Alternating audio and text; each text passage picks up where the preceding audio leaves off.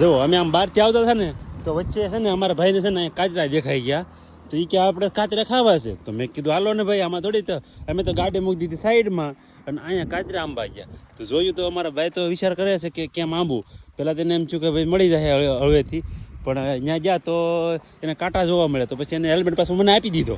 તો એ તો ગયા અંદર. પછી એને હાંઠેક ઉપાડ્યું અને એનાથી પછી આંબાની કોશિશ કરતા હતા. પણ આમ જો તમે લૂમ લાગ્યા જો. હા જો આને કહેવાય ગળી આંબલી. અને આ ખાવામાં એટલી મીઠી હોય ને ગાઈઝ, તમે એકવાર ચાખો ને તો તમને એમ જ થાય ખાધા તરીકે. પણ તમે અહીંયા તો જો કેટલા બધા છે. આ કોઈ ટ્રાય કરેલી છે જો ને આંબાની. આ કોઈ ખાવા પણ આવેલું છે. એટલે કારણ કે રોડ કાંઠે રહે ને એટલે કોઈને કોઈ દેખાઈ જાય, એટલે જેને ખ્યાલ હોય એ તો ખાવા આવે જ તે. તો જુઓ આમાં તો અમુક તો એમને ખરીને નીચે પણ પડી જાય છે. જો કેટલી બધી છે, પાકીને નીચે ખરવા મળી.